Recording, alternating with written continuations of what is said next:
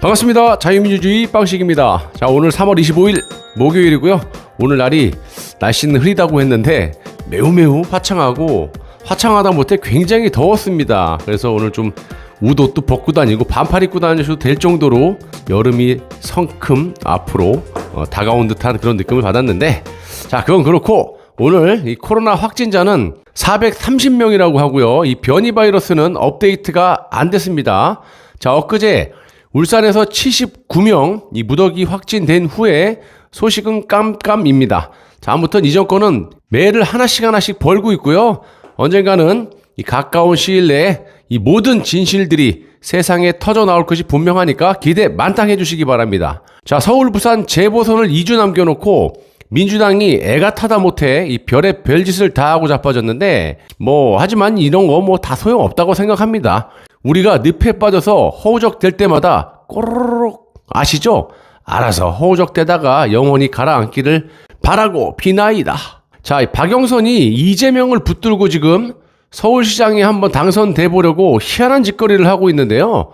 별 의미 없는 짓거리라고 생각하고요.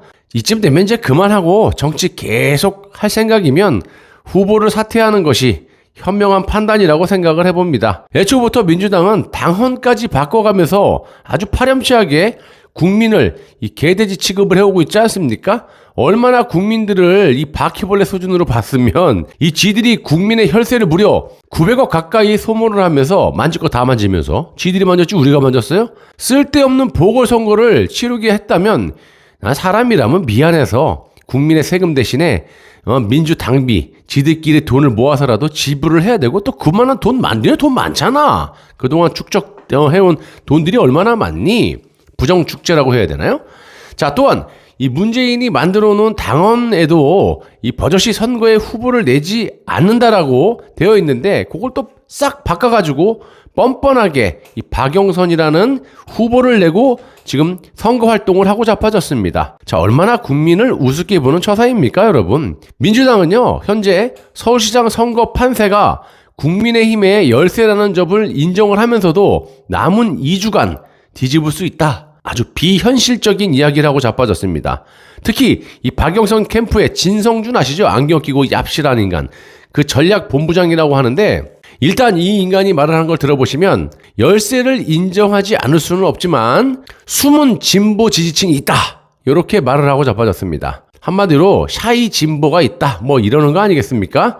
말 같지도 않은 소리는 문재인하고 같이 손을 잡고 달나라가서 하시기를 부탁드리겠습니다. 자, 이것들이 이러는 것은요, 지금 이제 격차가 20%나 나고 있고 이 민주당의 당 지지율까지 20%대의 형편없는 상황에서 이 민주당을 지지하는 이 좌좀들이 선거를 포기할까봐 어쩔 수 없이 말을 하는 거라고 보실 듯 하면 됩니다. 사마귀 이해찬과 박영선이 말을 하는 것도 똑같은 짓거리라고 보고요. 이 진성준이 그러면서 10% 내외의 격차를 보이고 있다라고 황당한 소리를 하고 있어요. 너는 숫자도 읽지도 못하냐? 지금 19% 20%인데 10%래요.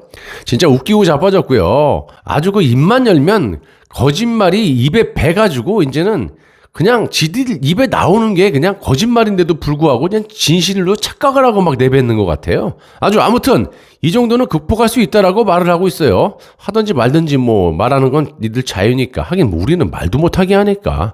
말 한마디 했다가는 다 가짜뉴스라 그러고 징벌적 손해배상으로 아주 그냥. 자, 박영선은 더 웃깁니다. 지금부터 시작인데 서울 시민을 믿고 있다, 이러고 아주 황당한 희망 고문을 지 혼자 하고 자빠졌어요. 제가 봤을 때는요, 지금부터 시작이라고 박영선이 말을 한다면 네 말대로 앞으로 하루하루가 굉장히 상당히 괴로워질 거라고 보는 것이 맞다고 봅니다. 날이 갈수록 격차가 더 벌어질 것으로 저는 확신하고 있고요. 한마디로 시간이 갈수록 민주당은 개망신을 당할 거라고 본다는 그런 이야기라고 말씀드릴 수가 있습니다. 또한 이 박영선의 남편 소유 일본 도쿄 아파트 논란과 관련해서는 모르는 일본 사람에게 집을 팔았고 잔금 처리는 6월 18일이 된다 라고 하면서, 이것도 지난 2월에 내놓은 거잖아요, 여러분. 아시다시피 한 달 전. 아이고, 뻔한 거 아니겠습니까? 자, 그러면서 아직까지 잔금 어쩌고 하고 자빠졌는데요. 저 집은 아직까지 지 남편 이름으로 소유가 되어 있는데 무슨 놈의 처분이라는 말을 갖다 쓸 수가 있겠습니까? 그리고 처분이 됐다고 해도 이 박영선의 말에는요, 정말 모순이 가득 차 있습니다. 지난 2월이면요, 이제 한 달 됐어요. 박영선 씨, 장난하십니까? 서울시장 나오면 분명히 문제가 될 것으로 그렇게 생각을 해갖고 부랴부랴 내놓은 것이라고 생각하고요. 한 달 만에 뚝딱 처리를 하려면 아주 헐값에 집을 내놨어야 되는데, 아마 제 개인적으로 합리적인 의심을 한번 해보자면 팔긴 팔아야겠고, 저들 돈 10,000원 자기 돈 나가는 거 굉장히 싫어하잖아요. 남의 돈 헤쳐먹는 거는 잘하면서. 그러니까 팔기는 팔아야 되는데 제값은 또 받아야겠고, 뭐 이러다 보니까 깔끔하게 처리가 되지 않고 있는 게 아닐까, 이런 생각을 해봅니다. 어찌됐든 본질은 지가 서울시장에 나오겠다라고 하다 보니까 부랴부랴 지 남편 일본에 있는 집이 문제가 될 것 같으니까 부랴부랴 집을 내놨는데, 시간이 턱없이 부족했는지 아니면 이 와중에도 집값을 제대로 받으려고 하다 보니까 양수인이 늦게 매칭이 되거나 어떤 딜 문제 때문에 아직까지 남편 이름으로 되어 있는 것 아닌가, 이렇게 저는 합리적인 의심을 한번 해봅니다. 한마디로 속이 훤히 보이는 짓거리를 이 박영선 민주당이 다 하고 있으면서 똥 묻은 개가 겨 묻은 개를 나무라는 것도 아니고, 아주 민주당의 내로남불은요 기본 옵션이라고 보시면 됩니다. 그리고 박영선은 말끝마다 MB 전 정권 이렇게 쾌쾌 먹은 얘기만 하고 있는데, 좀 비전성을 제시하고 현재 뭘 잘못했는지 팩트를 좀 얘기를 해보란 말이야. 애들러하고 괜히 말장난하지 말고.